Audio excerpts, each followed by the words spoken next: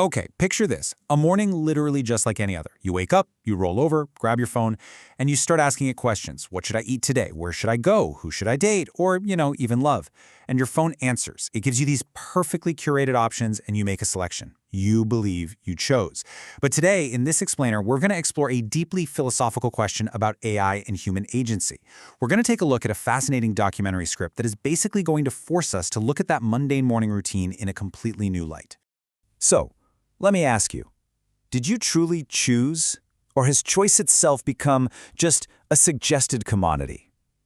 Imagine a digital string extending right out of your screen, wrapping around your finger, pulling your hand. We're living in an era where our baseline reality is being subtly disrupted every single day. Was that tap on the screen a genuine, sovereign act of your own free will? Or are you just following a meticulously calculated prompt? Okay, let's dive into this. Section 1. Descartes and the Certain Self. You've definitely heard it. I think, therefore I am. It's the famous bedrock of a modern Western philosophy, established by René Descartes way back in the 1630s. See, when Descartes radically doubted absolutely everything, like his senses, his physical body, the entire outside world, this single undeniable truth remained shining in the dark. Thought is the undeniable core of the self. It's the one ground that simply could not be doubted. Let's just pause here for a second to really cement this classical baseline. For centuries, this has been our fundamental self-image, the rational agent, a human being issuing judgments from within, completely independent of any outside control. I want you to hold tightly onto this idea of the inner sovereign spark, because we are about to severely agitate it with modern technology. Moving right along to Section 2, when algorithms think for you. So now we're looking at this stark, kind of unsettling contrast. On one side, you have the human decision as a sovereign act of the self. On the other, the decision as the mere output of an equation. Algorithms today don't just ask what you want, no. They predict what you will want based on massive amounts of past data, every choice you've ever made or actually that was made on your behalf. It's like your agency isn't being taken by force, it's just slowly dissolving, leaving you with the illusion that you're still choosing, when in reality, you are being chosen for.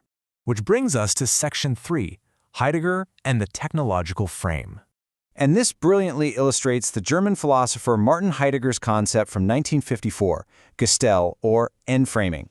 Heidegger argued that the real danger of technology isn't the physical machine itself, it's how technology forces us to view the entire world and even ourselves purely in terms of utility.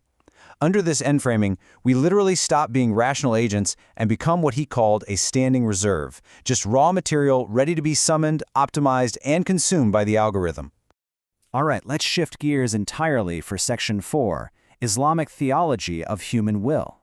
We're going to carefully walk through this theological breakdown because it's absolutely fascinating. Medieval theologians were actually deeply divided on human will. First, the Mu'tazila believed humans create their own acts entirely and are fully accountable, which defends absolute divine justice.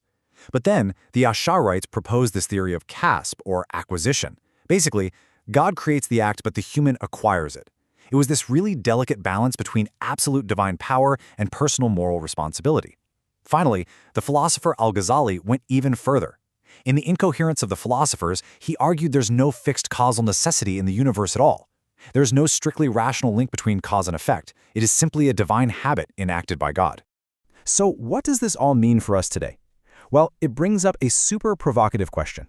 If Al-Ghazali doubted causality itself nearly 1,000 years ago, arguing it was just a divine habit, how can human action be considered innocent today? I mean, especially when modern algorithms have stepped in to replace that habit, perfectly predicting and dictating when we buy, when we love, and when we get angry. Who is really the author of the action now? That takes us to Section 5, Foucault and the Surveilled Self. Back in 1975, Michel Foucault analyzed modern power using this concept called the panopticon. Imagine a circular prison where inmates behave because they know they might be watched at any given moment. He theorized that modern power wouldn't need direct repression. It would rely on self-surveillance. We shape our own behavior based on the expectation of being watched. But today, the central tower is totally gone. The surveillance isn't imposing itself from above. No, it's invited directly into our pockets. And here's the ultimate irony, right? We aren't being overtly repressed by some outside force demanding compliance. Instead, we willingly, even eagerly, request our own surveillance. We feed the machine our data, our exact locations, our deepest preferences, and we lovingly call it personalization. We are literally the ones asking to be watched, tracked, and nudged. So, the crucial point is, how do we deal with this? Section 6, reclaiming your human agency. Okay, so how do we actually reclaim it?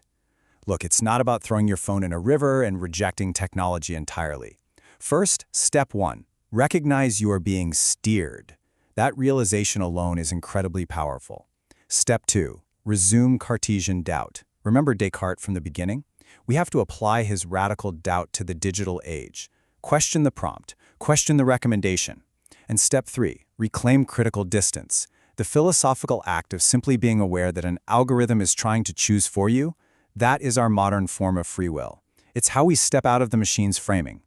We're going to end this explainer on a bit of a lingering thought. You know that digital string that seemed to control us at the very beginning? Well, through awareness, it becomes just one manageable threat among many in our hands. Perhaps the real question isn't whether we still make choices, but rather, are we still aware we are being asked? As long as we hold on to that critical awareness, our human agency remains intact, and the philosophy of the self is, for sure, far from finished.